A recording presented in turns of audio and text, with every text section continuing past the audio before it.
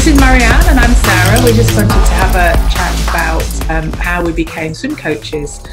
We've had a lot of people asking us that. We both have that experience of people asking us when we're doing our coaching, so we thought it might be interesting for you to hear a little bit about how we actually got to do what we're doing. So I'll ask Marianne to introduce herself.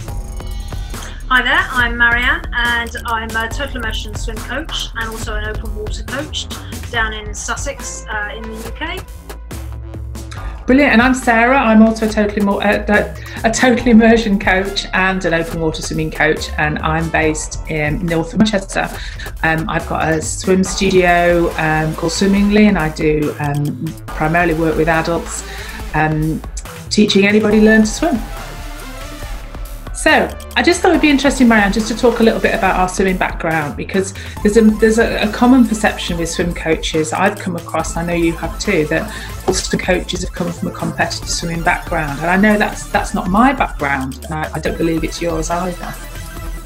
No, that's right. No, I wasn't a pool swimmer or club swimmer as a youngster. I actually got into open water swimming when I was, funny enough, at Manchester University, but as a mature student, about 14 years ago, and had not had any coaching, no experience with open water, and signed myself up to a 2.5k Windermere swim. Wow! It was actually the first swim that the Outdoor Swimming Society put on. In 2006, and I just, bought myself a wetsuit and did the swim and just absolutely loved it. Just really? The open water, feeling, sort of free and enjoying the amazing scenery outside. And that started my journey, and I got into competitive open water swimming, but not to any serious level, back in 2006. Fantastic. No, I'm similar really. I mean, I've always swum, I've always enjoyed swimming. Never been the top of the, never been particularly competitive with it like that. But again, I started open water swimming quite a few years ago now, probably around the same time that you did, and really loved it and was actually okay at it. I'm quite good at keeping going. If you give me a lake, I'll swim till it stops. I'm never going to win a race, but I do love, like you say, love the scenery. I love the whole experience of being in the open water. And that really inspired me to look further into swimming and what opportunities were available. So from sort of that love of open water swimming and a desire just to maybe speed up a bit and be a bit more efficient, so I went and discovered total immersion swimming just by chance. I just was Googling swimming and swimming techniques, and I came across total immersion. And I went down to the Midlands and learnt this new technique, and it kind of changed everything I knew about swimming and everything I understood about it, and made me a much, much better swimmer. So how did you find out about total immersion? How did you change your swimming? So initially, I just went to a local swimming pool and found a coach, ASA coach, as you normally do at the sort of local leisure centre, and I worked with him for about a year and a half, and he improved my swimming. But then I started swimming 5k swims in the pool. He was getting me to do 5k swims, and I had a shoulder injury for about a year, and I had to have a year off swimming. And then I really enjoyed my time with him coaching me, and I thought, actually, perhaps I could do this. I'd love to work sort of with triathletes and open water swimmers, because open water is really the thing I loved. So I started looking into coaching, and I actually did the ASA Level 1 coaching course, first of all. But it was all based around club swimmers, and I had some experience in a local swimming club and volunteered there, but it wasn't my type of swimming. I didn't really enjoy it that much. So then I thought, well, perhaps doing the triathlon coaching course would be more akin to the sort of way I want to go. So I did the Level 1 coaching course for that, but I didn't really learn anything more about swimming. I enjoyed the course and doing the 3 sports. That was fun. And then during this time, I'd started to look on the internet, and I think I had the Total Immersion book, but I had never really read it. So I started looking into Total Immersion, and I signed up for a workshop, a one-day workshop where you sort of introduced to all the sort of foundational skills for swimming, and it just blew my mind away. I learned more in that one day at that workshop than I had on those 2 sort of coaching courses, Level 1 coaching courses, and I thought, this is it. This is the way I want to teach swimming and also work on my swimming myself. So it was just a revelation, basically. that Yeah. workshop. Yeah, I can totally relate to that. And once I'd sort of practiced total immersion myself for quite some time and saw the impact that it had on my swimming and what I was able to do that I wasn't before, I thought, right, you know, let's just pursue this a little bit more. So I went and trained as a swimming teacher. So I got my level 1 and level 2 swimming teacher, but I couldn't actually teach because I didn't agree with the way it was being taught, and the total immersion stuff was in the back of my head all the time. It's like, why are we teaching kids to do that when actually there's a much better way of doing it? So what I discovered very quickly is the two methods were not compatible as far as teaching it was for other people went. So I did an open water qualification as well, and that was a bit better because I was able to be that was more about open water as an environment rather than actually the skills of swimming, if that makes sense. So I was able to use more of the stuff I understood about good swimming and apply that to the open water environment. So I was doing coaching locally on open water coaching. And then out of the blue, I got an invitation from one of the total immersion coaches to attend a half-day workshop, a smart speed workshop. So it was about swimming faster, using tempo trainers and looking at being more efficient in order to swim faster. And I just, out of the blue, made a decision, which these things sometimes just happen, don't they? These opportunities arise. And it was a split-second decision. It's like, I'm going to get up at 4 o'clock in the morning, I'm going to drive to London, I'm going to do this half-day workshop. Why not? So I did.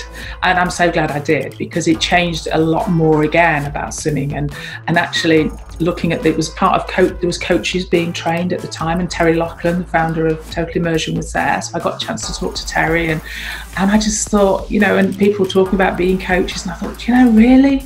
Is this possible for me to do it? Because I love it so much. So I broached the subject, and people go, yeah, absolutely, you know, just go for it. And it's one of those decisions, because I thought, well, no, you know, I'm not good enough to be a coach. You know, it's not something that is for the likes of me. It's for other people. It's for fast swimmers. It's for young people. It's for super fit people. Not for me. But I went away, gave it some thought, and thought, you know, why not? Let's just go for it, see what happens. Yeah, absolutely. I mean, it was similar for me when I did the volunteering at the local swimming clubs. I had started the training for total immersion at the time, and it was so conflicting that I had to give up the volunteering at the swim club, which was all with youth swimmers as well. Although total immersion is it's a methodology, a way of teaching. It's not a swim stroke in itself, but just so the way they were teaching was totally different. The children were using far too much effort. Total immersion teaches you to use much less effort. Less is more, basically, isn't it? With efficient swimming, and so I gave that up because as you said, it was too conflicting, and I was questioning the whole time. You know, why are they doing it like this? You know, and similarly, yeah, I just decided. I talked to from that workshop, the coaches at the workshop. I said to them, I'm interested in becoming a coach, but yes, do you think I could do this? And they said, absolutely. They said, if you've got you've got to want to, you know, you've got to be able to teach people, work with people. If you've got those skills, those are much more important than what your background as a swimmer is. You know, and it made me think, well, okay, yes, I've taught in different capacities before, and worked with people before, particularly in a healthcare setting as well. And I thought, well, yes, okay, I've got those skills. So it's learning the technique and how to teach the technique is what I need. So I decided, yeah, let's go for it. Let's try it. And I just absolutely love it. My husband has said, I can't believe you found the perfect job for you. Oh, it's amazing, isn't it? Why didn't you think of it 20 years ago? It's like, well, I know. It is. I mean, I've actually, when I was working a while ago, and somebody was in my pool and they said, oh, you know, I've done no work today at all. I've just been messing around all day. And I said, oh, I'm the same. And then she looked at me and I looked at her and I thought, oh no, this is my job. You know, I am actually doing my job. This is work. You know, it's such a privilege to be able to swim and teach people to love swimming every day.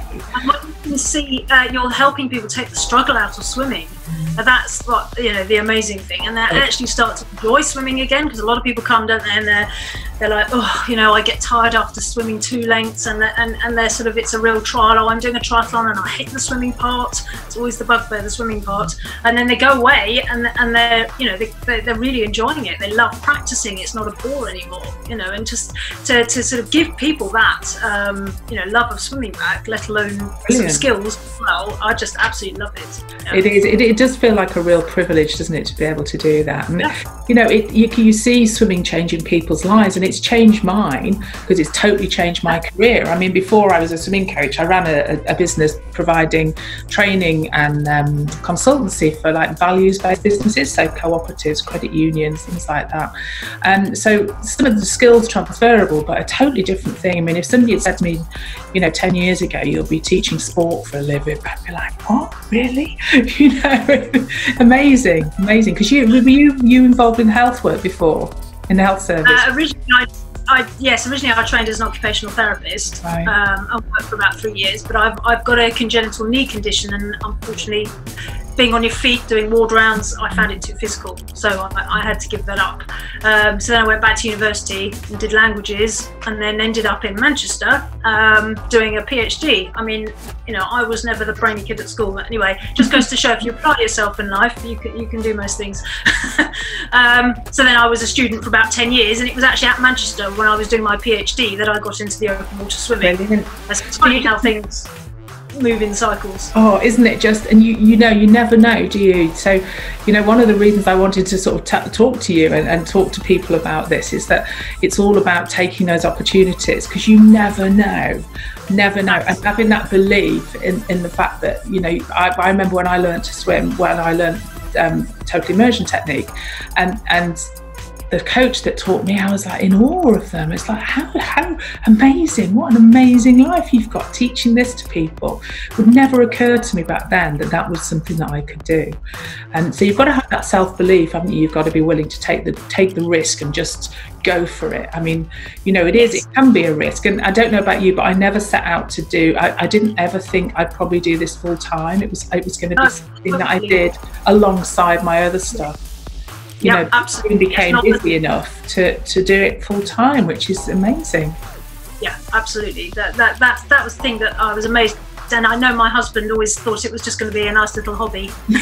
He was amazed when I started doing it full time. It's like, wow, you're making a business out of this. So have you got any suggestions for anybody who might be thinking about changing their career and perhaps looking at swim coaching or something else? Because this is, you know, that just happens to be swim coaching we're talking about. It could be anything, you know. Yeah, I think, as you've said, definitely having self-belief. And I think you've got to really enjoy the thing that you want to do, whether it's the coaching or whatever skill or job it is. I think if you really love that, then you should just go with that. Because that's what I've found. And as you say, you know, I never expected to do this, but I you know, I love the open water swimming. I enjoy the competitive open water swimming side of it. And I love helping people improve their swimming. So I think you've got to be motivated and really love what you're doing. Not do something because you think you should, but do it because you love doing it. And you believe in yourself. You may not have all the skills, and definitely one thing to take on board is that you're always going to improve.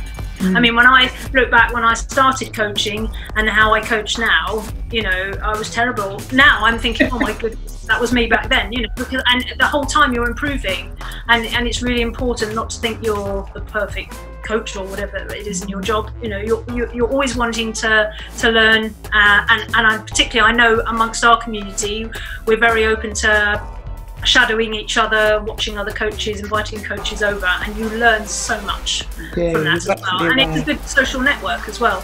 Yeah, it's great. I mean, you're right. You know, the learning never stops, and learning about what you're teaching others, but also about yourself and about your own swimming as well. You know, and things that you can work on there. I mean, one of the sort of way we work, isn't it, that we're constantly improving. It's that Kaizen approach where we're looking for constant improvements. So that applies for me anyway. I'm sure for yourself it applies to my own swimming, but also to the way that I coach others as well. to make sure that we're constantly learning, constantly evolving and developing what we do. Because it is. And swimmers know that we're improving our swimming as well. And we're not perfect swimmers ourselves. We've always got things to work on. I wish we were. Yeah. But no, I mean, that's the great thing about it, isn't it? And it is about that self-belief and about taking the risk. And you know, just going for it, and the thing that makes you happy, like you say. If you, I think you're the same. We've found a job eventually. I mean, I'm getting on with it, and it's taken me a lot of years to find what I absolutely love, and I'm lucky enough to get paid for doing that, which is just amazing. And whatever it is, that it's all possible, isn't it? It's all possible. It's taking those opportunities. Yeah, definitely. And I think also, particularly maybe more for women, fitting it in around family as well. Not to choose when the times you can coach, which is something that we have the flexibility to do. We can set the hours that we work, whether it's evenings, weekends, or during the week in normal office hours. Yeah, I mean, there's practicalities. Obviously you need access to a pool, which can be tricky to do, but it's not. It's always possible to solve that.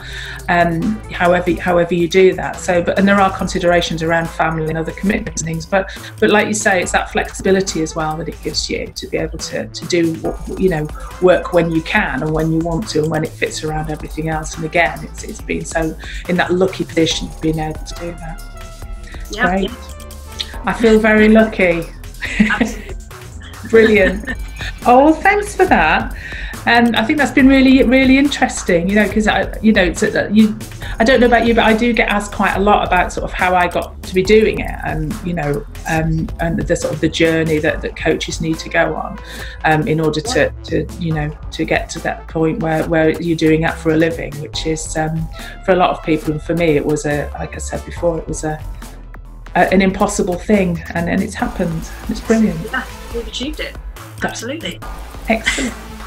Right, so if we've inspired anybody, that's great. Been great to talk to you, Marianne. So I'll sign off and I'll speak to you soon. Okay. Yeah, great. Thanks, Sarah. Bye. Bye.